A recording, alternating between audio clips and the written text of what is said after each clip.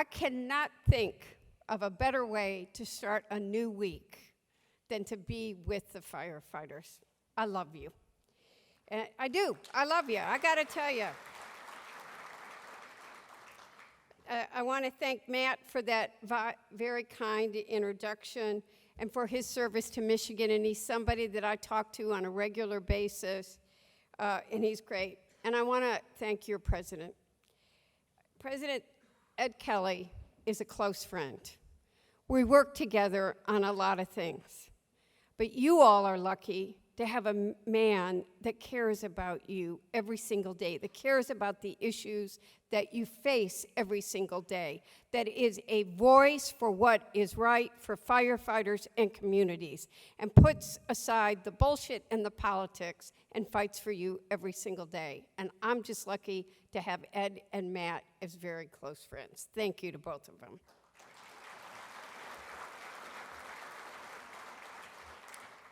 And I want to thank everyone here today, both for your work on the front lines, keeping our community safe, and your leadership on behalf of your fellow firefighters. I couldn't decide whether to say what I'm about to say from my heart till the end of the beginning, but I guess I'm just going to start by saying to you that the firefighters have been my family since I married John Dingell. And I'm not going to tell you how long ago that was. I'm seasoned. I am not old. But the Dearborn firefighters, who I now no longer represent because I got redistricted, were my family. And the thick and thin. I did the burn drives with them. My cooking was and is the worst cooking in the world, and firefighters' cooking is the best in the world. And I would get home with John, and then after I got elected, I'd eat with them on a Friday night. I'd even do grocery store runs with them over the weekend. And whenever they needed anything and they needed to help somebody, which is the most important word about what you all do, they'd call because they knew how to get somebody help in many different ways. And in the last 5 years, when John Dingell his brain was there to the moment that he died, he dictated an op-ed that was printed in the Washington Post about the future of our country and how it was in all of our hands. But he had some pretty rough moments. And I don't know, most of you are young. Some of you did know John Dingell. He was a giant. But he didn't walk as well, and he would fall, and the firefighters would come to the house, and the president of the firefighters would text me and say, because I'd be here and I had someone staying with him, he's okay, but he's locked himself in the bathroom and refuses to go to the hospital and says he's not going to let anybody see him in a T-shirt with blood. And in the end, the night he died, it was the firefighters that held me and hugged me and kept me together and stood at his coffin and buried him. And you are my family. You will always be my family. And I will never forget what you do for our communities every single day. Thank you.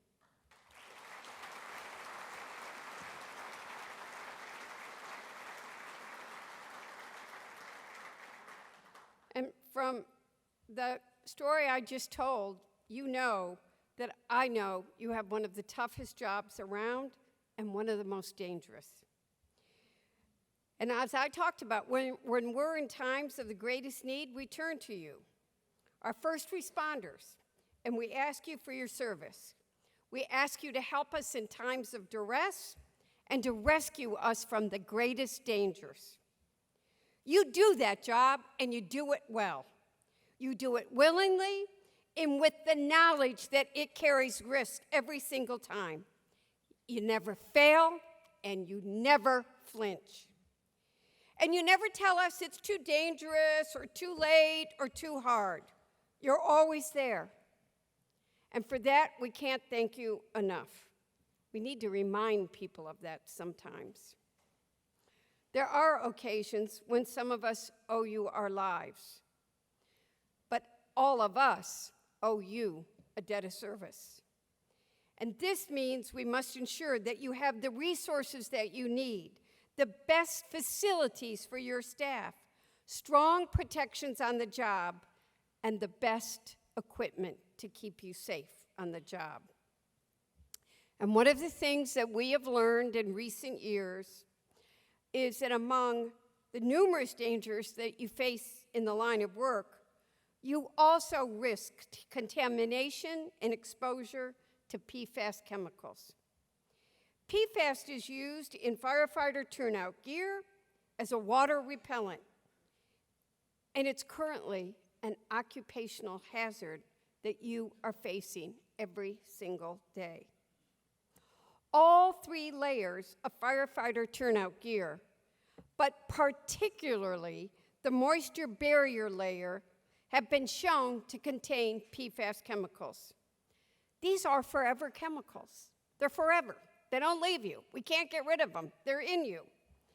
They're all around us, and evidence is now showing that they're linked to several serious health risks, from a weakened immune system to cancer.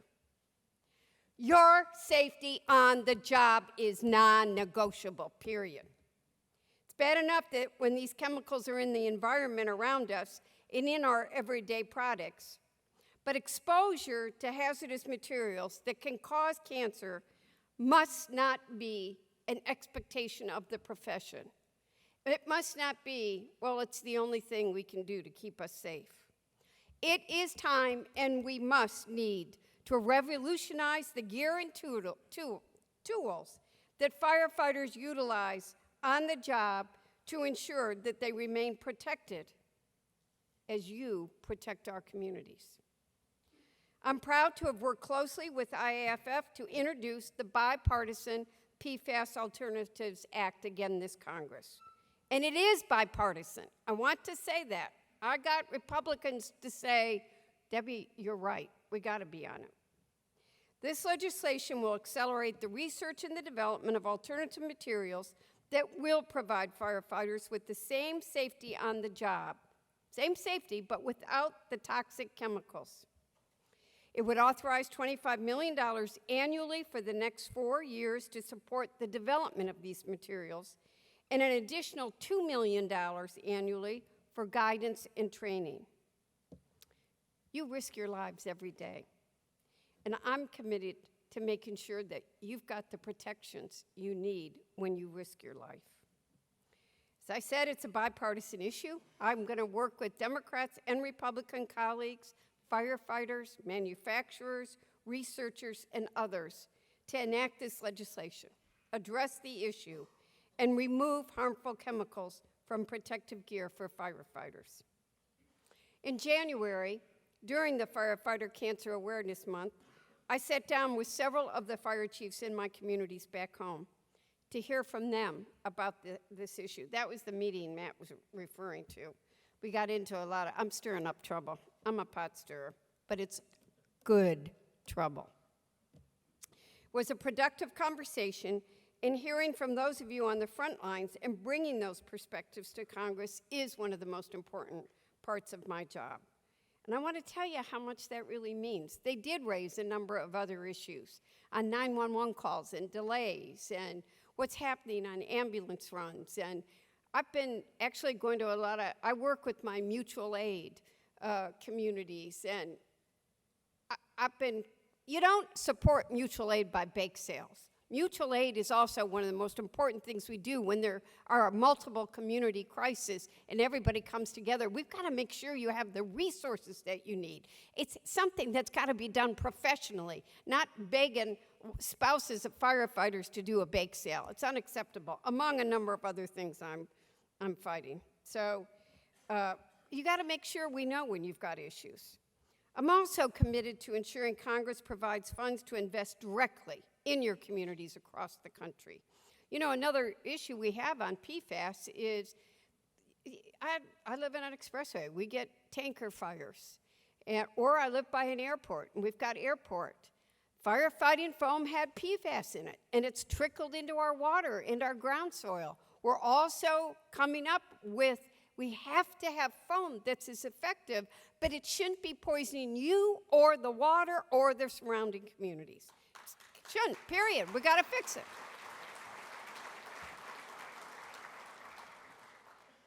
I work closely with the fire departments across my district to help them take advantage of available federal grants like FEMA's Assistant to Firefighter Grants and Safer Grant programs to hire, recruit, and retain firefighters, conduct fire prevention education and training, and ensure you're equipped with essential equipment and technology.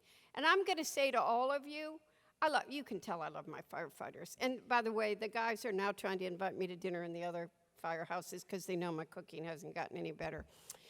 But you need to make sure you know who your Republican or Democrat, make sure you know who your member is. Invite them into the firehouses. Talk to them about what the issues are, and make sure they're helping you get those safer grants. You need them. We've got to get them to you. They help your communities. Get your member as your friend, helping you. Have them know what you're doing. Last month, I joined a letter to House leadership to underscore the importance of these grant programs, as well as the U.S. Fire Administration, and urge leadership to prioritize their funding in the appropriation process. I promise you, you got a good friend. There's no greater friend in Congress to labor than I'm always going to work with you. You really do so much. And I know that for a fact, when workers are better off, the very fabric of our country is made stronger. Partnering with labor is one of the best parts of my job because you embody and work so hard to uphold many of the values that guide my work in Congress. Working men and women are the backbone of our country. And you need to stick together to make sure we are fighting and getting for you what you earn and deserve. Your safety and your well-being are my #1 priority. And I'm going to keep working with all of you and my colleagues in Congress to make sure you have the resources, the gear, and everything else you need to continue doing your jobs and to keep yourself safe and healthy while you're doing them. So I'm going to conclude by telling you I love you. I'm never going to start fighting for you. I'm blessed to have my Michigan firefighters. I wish I could get to know all of you.